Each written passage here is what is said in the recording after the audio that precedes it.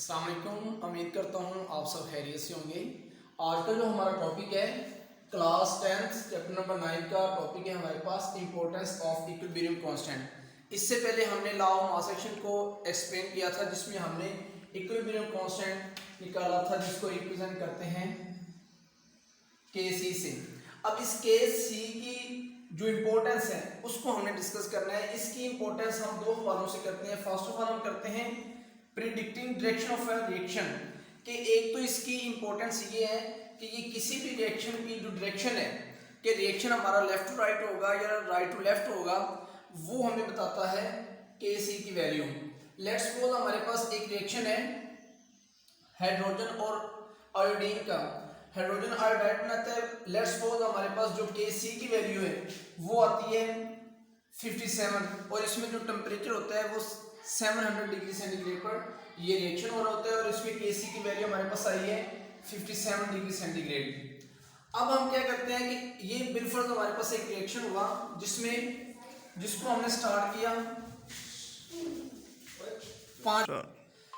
बिलफर्ज हमारे पास जो रिएक्शन था वो हमने स्टार्ट किया 5 बजे। हम चाहते हैं कि हमारा जो रिएक्शन है वो आफ्टर 15 मिनट के बाद उसकी जो रिएक्टेंट्स है वो किस हद तक जो है वो प्रोडक्ट्स में कन्वर्ट हुए। हम चाहते हैं कि हमारा जो ये वाला रिएक्शन 5 बजे हमने स्टार्ट किए 5:15 पे इसके रिएक्टेंट्स किस हद तक प्रोडक्ट्स में कन्वर्ट हुए तो उसको हम लेते हैं स्पेसिफिक टाइम में। इस टाइम टी से इसको डिनोट करते हैं। लेट्स सपोज हमारे पास हमने जो स्पेसिफिक टाइम लिए है उसमें जो हमारे पास हाइड्रोजन की कंसंट्रेशन है वो है 0.10 मोल पर डेसीमीटर क्यूब और आयोडीन की जो कंसंट्रेशन है वो हमारे पास है 0.20 मोल पर टीएम क्यूब और हमारे पास जो हाइड्रोजन आयोडाइड की कंसंट्रेशन आती है वो आती है 0.40 मोल पर डीएम क्यूब। ये हमारे पास एक स्पेसिफिक टाइम है। इसको अगर हम लॉ ऑफ मास एक्शन के अकॉर्डिंग लिखें या एक हमारे पास रिलेशन होता है जिसको कहते हैं रिएक्शन क्वोशेंट। रिएक्शन क्वोशेंट उसको QC से रिप्रेजेंट करते हैं। अब QC में हम इन दोनों की वैल्यूज को पुट करेंगे हाइड्रोजन आयोडाइड को और जो हमारे पास रिएक्टेंट्स हैं। हमारे पास जो हाइड्रोजन आयोडाइड है उसकी कंसंट्रेशन हमने उसको नोमिनेटर में लिखे हैं और जो हमारे पास रिएक्टेंट्स हैं उसको हम डिनोमिनेटर में लिखते हैं। इन सब की हमारे पास वैल्यूज गिवन है। हाइड्रोजन आयोडाइड की वैल्यू भी हमारे पास गिवन है 0.40 मोल पर डेसीमीटर क्यूब और हाइड्रोजन और आयोडीन की हमारे पास भी ये भी गिवन है। इनकी वैल्यूज को हम पुट करेंगे तो 0.40 हमारे पास हाइड्रोजन आयोडाइड की वैल्यू आ गई और इसके ऊपर 2 लगाएंगे बिकॉज इसके जो एक्टिव मास है वो 2 है और हमारे पास हाइड्रोजन जो है वो 0.10 है और हमारे पास जो है हमारा आयोडीन उसकी कंसंट्रेशन हमारे पास 0.20। तो इसको अगर हम सोल्व करेंगे तो हमारे पास जो वैल्यू है वो आती है 8.0। अब जो QC है इसकी वैल्यू क्या आई है हमारे पास 8.0। अब 8.0 को अगर हम कंपेयर करें KC के साथ तो KC की वैल्यू है हमारे पास 57।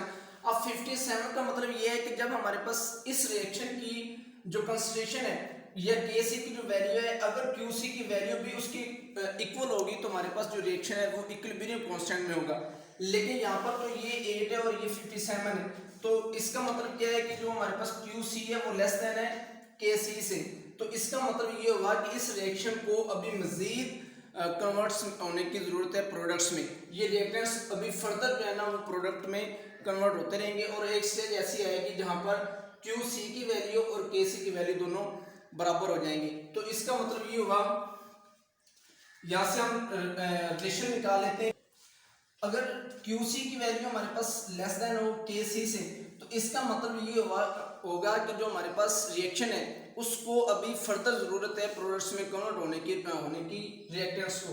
तो जो हमारे पास रिएक्शन की डायरेक्शन है वो कैसी होगी वो लेफ्ट टू राइट होगी। लेफ्ट टू राइट मीन कि अभी रिएक्टेंट्स जो है वो दोबारा अभी जो है ना फर्दर प्रोडक्ट्स में कन्वर्ट हो रहे हैं। डायरेक्शन उसकी क्या होगी लेफ्ट टू राइट होगी।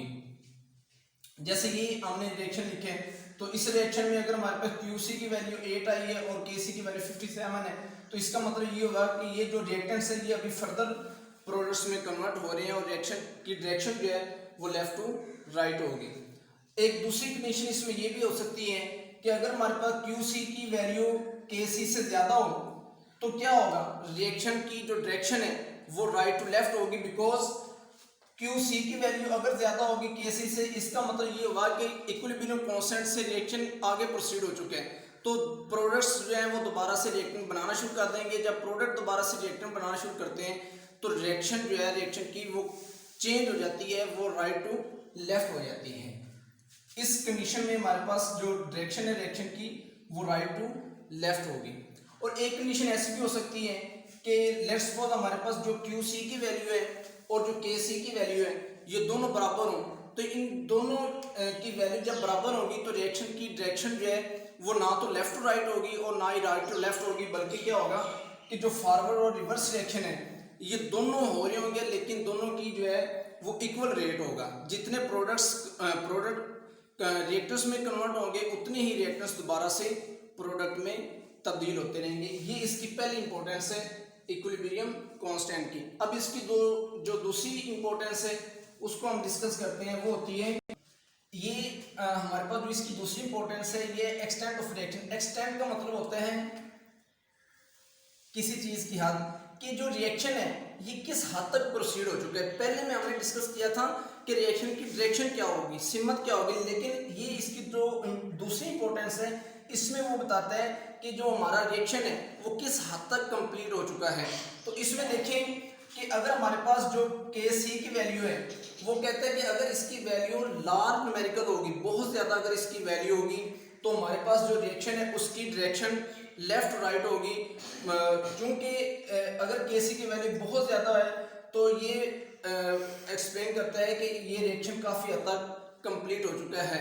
जितने भी रिएक्टर्स हैं वो तकरीबन टोटली जो है ना वो सारे के सारे प्रोडक्ट्स में कन्वर्ट हो चुके हैं अगर KC की वैल्यू बहुत ज़्यादा हो। लेट्स सपोज हमारे पास इसकी एग्जांपल है, हम कार्बन मोनोऑक्साइड को लेते हैं और ऑक्सीजन का रिएक्शन, अगर कार्बन मोनोऑक्साइड और ऑक्सीजन के अगर हम रिएक्शन को आते हैं, हमारे पास कार्बन डाइऑक्साइड बन रहा है। इसमें जो इस रिएक्शन में जो टेम्परेचर रिक्वायर्ड है वो 1000 केल्विन होता है।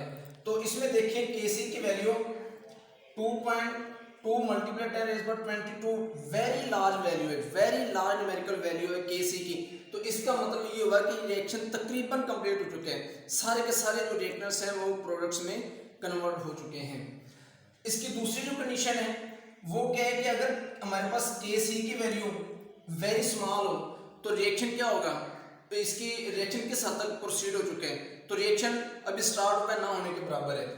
हमारे पास अमोनिया की डिकम्पोजिशन होती है नाइट्रोजन और हमारे पास हाइड्रोजन बन रहा है। तो इसमें KC की वैल्यू देखें तो हमारे पास 3.0 10⁻⁻9 वेरी स्मॉल वैल्यू है।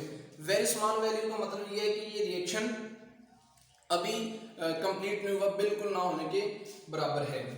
तो इसके बाद अगर हमारे पास जो KC की वैल्यू है वो ना तो बहुत ज़्यादा हो और ना ही बहुत कम हो, तो उस कंडीशन में रिएक्शन क्या होगा, रिएक्शन बराबर होगा, उसका फॉरवर्ड और रिवर्स रिएक्शन जो है दोनों की जो है ना वो एक्सटेंशन बराबर होगी। ये हमारा टोटल टॉपिक है इम्पोर्टेंस ऑफ इक्विलिब्रियम कांस्टेंट। उम्मीद करता हूँ आपको इस लेक्चर की समझ आई होगी, और नए देखने वाले इस वीडियो को लाइक भी कर दें, कमेंट भी कर दें और मेरे चैनल को सब्सक्राइब भी कर दें ताकि मेरी नई आने वाली वीडियो आप तक पहुँचती रहे।